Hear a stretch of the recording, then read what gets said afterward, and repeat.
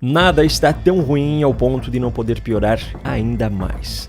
Como se não bastasse o claro posicionamento do governo Lula desde o início do atual conflito no Oriente Médio, sempre tecendo duras críticas a Israel enquanto passa pano para as ações dos grupos terroristas Hamas e Hezbollah, agora a justiça brasileira dá sinais de que escolheu um lado também.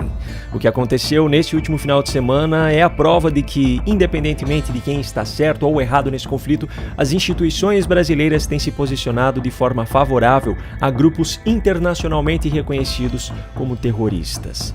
Yuval Wagdani, um soldado israelense que chegou ao Brasil em dezembro para um curto período de férias, precisou fugir do país nesse último final de semana porque passou a ser investigado pela Polícia Federal por ordem de uma juíza federal e corria o risco até de ser preso preventivamente se o pedido tivesse sido deferido a tempo pela Justiça. Qual é o motivo para a investigação? Supostos crimes de guerra cometidos pelo soldado por participar de ações de Israel na faixa de Gaza. A decisão judicial, no entanto, desconsidera completamente o fato de que Yuval Wagdani foi uma das vítimas do ataque terrorista feito pelo Hamas em um festival que estava sendo realizado em Israel no dia 7 de outubro de 2023, que resultou na morte de cerca de 1.200 pessoas. Wagdani sobreviveu porque conseguiu fugir enquanto se esquivava dos tiros disparados pelos terroristas do Hamas. Só que esse ainda não é o pior ponto dessa história. Mesmo que você considere completamente errada a atuação de Israel na faixa de Gaza e que você acredite que o soldado deveria receber alguma punição, é preciso levar em conta de onde partiu o pedido para que ele fosse investigado. A ordem de investigação assinada pela juíza ainda no dia 30 de dezembro, segunda-feira da semana passada, atendeu a uma denúncia apresentada pela Hand Rajab Foundation, uma organização sediada na Bélgica. Quem é o presidente dessa fundação? Diab Abu Jajjar, ex-integrante do grupo terrorista Hezbollah. Ele já declarou publicamente que nega a existência do Holocausto e ainda exaltou ações do grupo terrorista Hamas, inclusive o massacre do dia 7 de outubro de 2023. Outra liderança da Hand Rajab Foundation é Karim Hassoun, que defende abertamente os grupos terroristas Hamas e Hezbollah, rejeita a existência de Israel e exaltou o massacre praticado pelo Hamas no dia 7 de outubro como apenas um retorno dos palestinos às suas propriedades. E aqui vale um parêntese para fazer um esclarecimento. Concorde você ou não com a atuação de Israel hoje, é fato que ao longo dos últimos 80 anos, 5 propostas de divisão de território entre israelenses e palestinos já foram feitas e intermediadas por países ou entidades estrangeiras, inclusive a própria ONU. Propostas que incluíam divisão em áreas equivalentes entre os povos. As 5 foram aceitas pelos representantes de Israel, mas recusadas pelos representantes dos palestinos. As divergências se intensificaram ainda mais com o Hamas tomando poder em Gaza. O grupo terrorista simplesmente não aceita a existência do Estado de Israel e do povo judeu. Isso está, inclusive, no estatuto de fundação do grupo. Ou seja, é o Hamas que não aceita conviver pacificamente. O Hamas não vai parar de atacar enquanto ainda existir o Estado de Israel e enquanto ainda existir um judeu vivo na face da terra. Essa mesma ideologia é compartilhada por outros grupos terroristas também, como o Hezbollah, que surgiu no Líbano. Enfim, o fato é que um pedido feito por esses terroristas foi acatado pela justiça brasileira. Enquanto isso, apoiadores desses grupos terroristas, brasileiros ou não, mas residindo no Brasil, não são alvo de nenhuma investigação. E se a situação interna do país já é preocupante por conta disso, imagine então como seria se eclodisse, ou talvez a palavra certa nem seja se, mas quando eclodir uma nova grande guerra mundial. De que lado você acha que o Brasil se posicionaria oficialmente? Bom, esse não foi o único assunto de grande repercussão neste último final de semana sobre o qual eu preciso comentar no vídeo de hoje. Eu ainda vou falar sobre a história não contada por trás da premiação recebida pela atriz brasileira Fernanda Torres neste domingo. Só que antes disso eu preciso trazer um lembrete a respeito daquilo que nós temos a oferecer a você, além dos vídeos aqui do canal. Se você passa por situações no seu dia a dia em que você acaba debatendo sobre política, política ou questões relacionadas a ela com alguém que é militante de esquerda, eu tenho um material que se encaixa perfeitamente naquilo que você está precisando nesse momento. No e-book 7 estratégias para vencer debates com militantes de esquerda, eu compartilho com você 7 estratégias diferentes, todas testadas e validadas por mim. São estratégias que eu utilizo nos meus vídeos e no meu dia a dia e todas elas explicadas de maneira muito clara e objetiva. Você terá acesso a esse material por apenas R$ 19,90 clicando no primeiro link que eu deixei aqui na descrição do vídeo ou apontando a câmera do seu celular para o QR Code que está aparecendo agora aqui no canto. Agora, se você passa por esse mesmo tipo de situação, mas você quer estar ainda mais preparado, com mais estratégias e com explicações ainda mais detalhadas sobre elas, eu recomendo o curso 12 estratégias para vencer debates contra militantes de esquerda.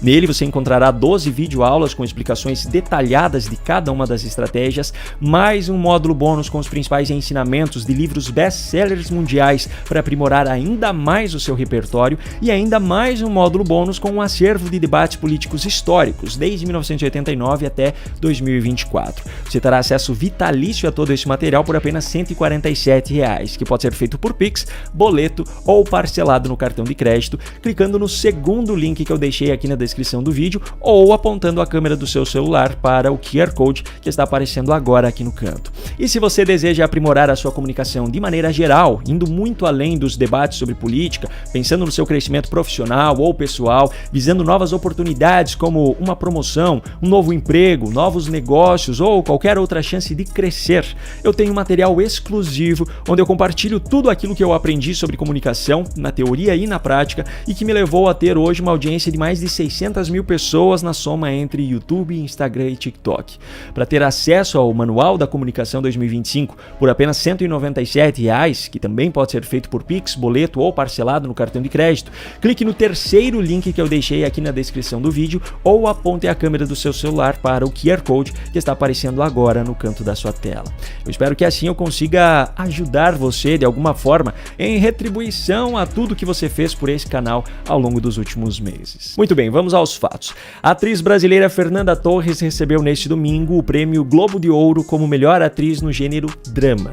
O mesmo filme em que ela atuou e que a levou a ser indicada ao prêmio também estava concorrendo ao prêmio de melhor filme de língua não inglesa no mesmo evento, mas não venceu.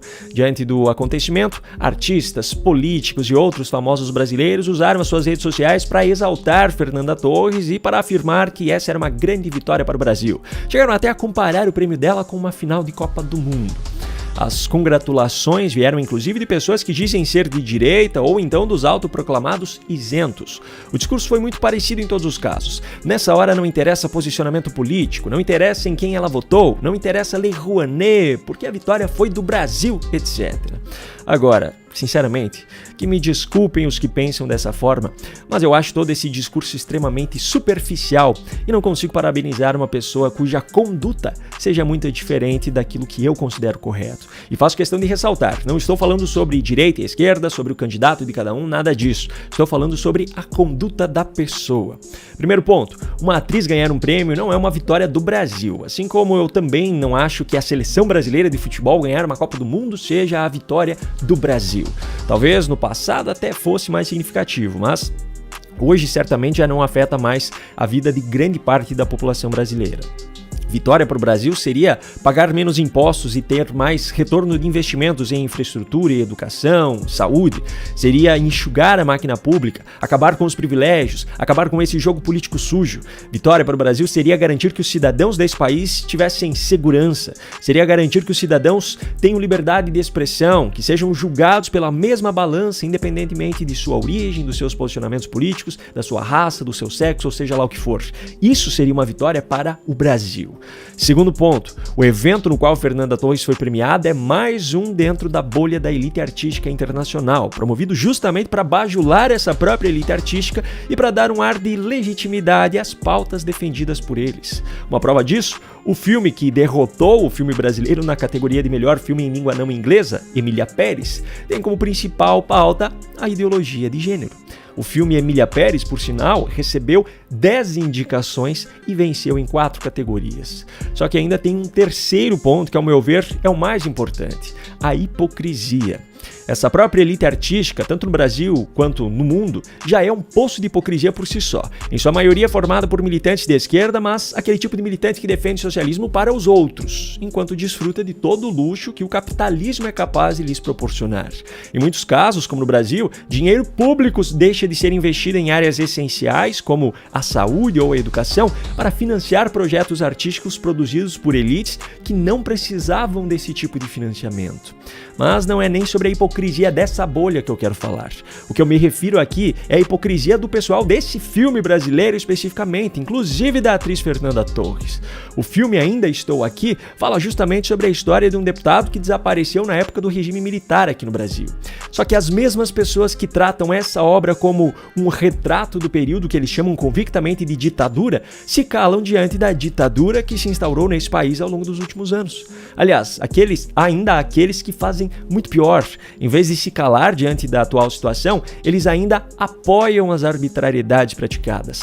Apoiam a prisão de manifestantes que praticaram a mesma coisa que outros manifestantes praticaram em outros momentos, mas esses nunca sofreram nenhuma punição. Apoiam a censura aplicada pelos autoproclamados donos da verdade, contra quem simplesmente diverge dos seus posicionamentos nas redes sociais, apoiam inquéritos intermináveis utilizados como meio de chantagem para reprimir aqueles que representam alguma ameaça aos seus planos.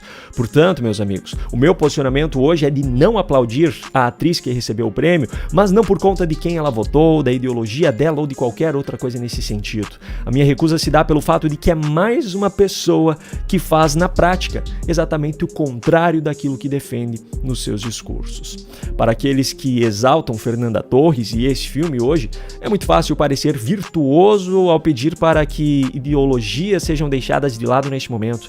Só que o caminho mais fácil, muitas vezes, não é o mais honesto. Um grande abraço e até a próxima.